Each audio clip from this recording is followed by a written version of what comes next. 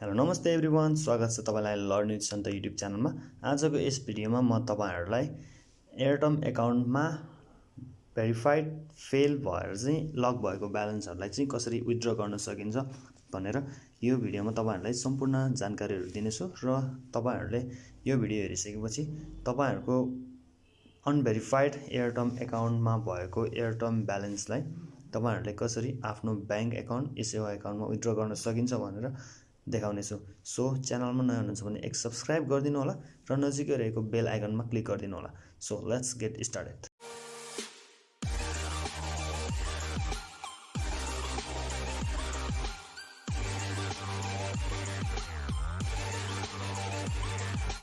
सबैभन्दा पहिला तपाईहरुले आफ्नो क्रोम ब्राउजरलाई ओपन गर्नुपर्ने हुन्छ।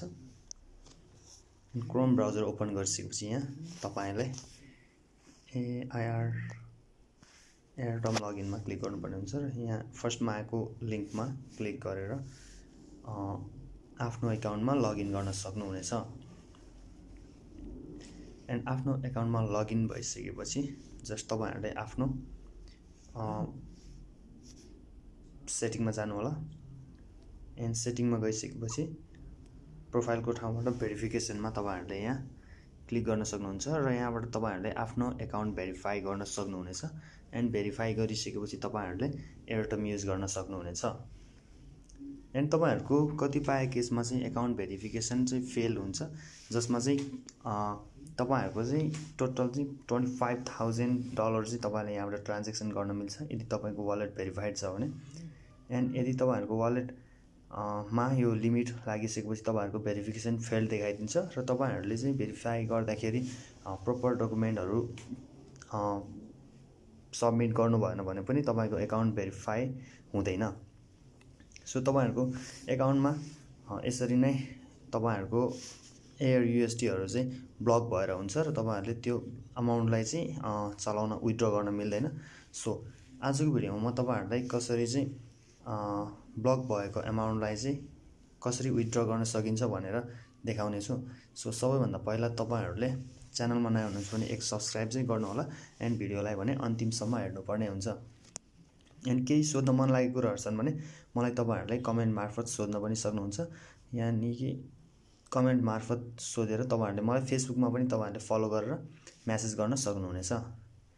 सो अब हामी सिधै कसरी चाहिँ विथड्र गर्न सकिन्छ लक भएको ब्यालेन्सहरुलाई चाहिँ कसरी विथड्र गर्न सकिन्छ भनेर देखाउन जाँदैछु। सो सबैभन्दा पहिला सर्च बारमा गएर सर्च बारमा जानै पर्दैन, नत्र यहाँबाट हेल्पमा क्लिक गर्नु होला।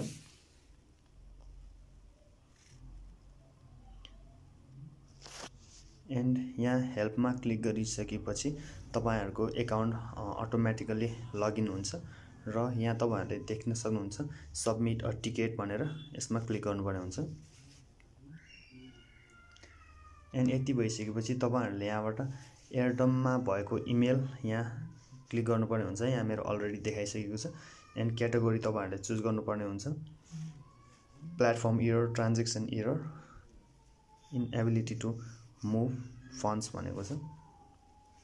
एन्ड तपाईहरुले जुनसुकै प्रब्लमहरु छ भने यहाँबाट तपाईहरुले सल्भ गर्न सक्नुहुन्छ। यदि तपाईहरुको टु फ्याक्टर अथेन्टिकेसन सम्बन्धी केही समस्याहरु छन् भने पनि तपाईहरुले यहाँबाट सल्भ गर्न सक्नुहुन्छ। एन्ड एकाउन्ट भेरिफिकेसनमा पनि यहाँबाट तपाईले सल्भ गर्न सक्नुहुन्छ। भने म चाहिँ अहिले इनएबिलिटी टु मुभ फन्ड्समा क्लिक गर्छु।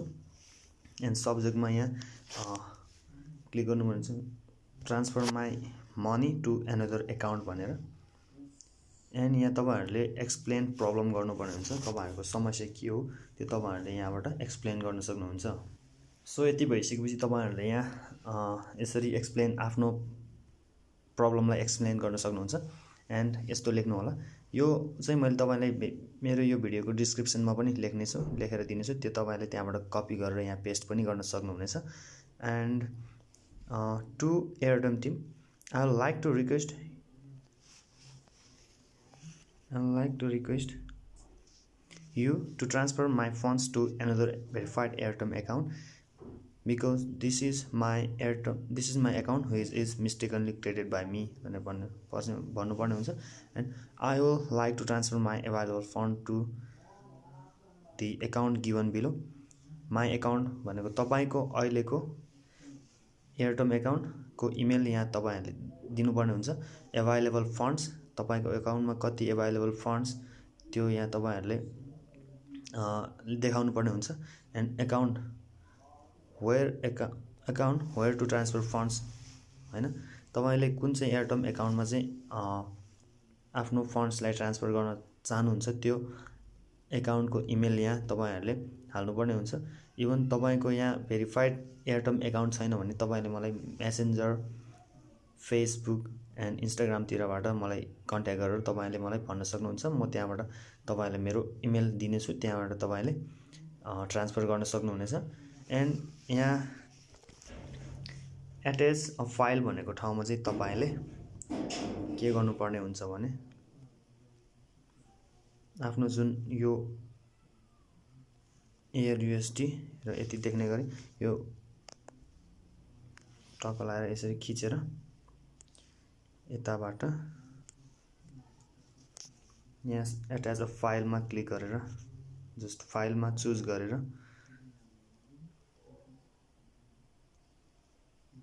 तपाईले यहाँबाट यो फाइल स्क्रिनशटलाई यसरी सब एट्याच गर्नुपर्ने हुन्छ। एन्ड यति भइसकेपछि जस्ट यसमा यसरी सबमिट गरिदिनु पर्ने हुन्छ।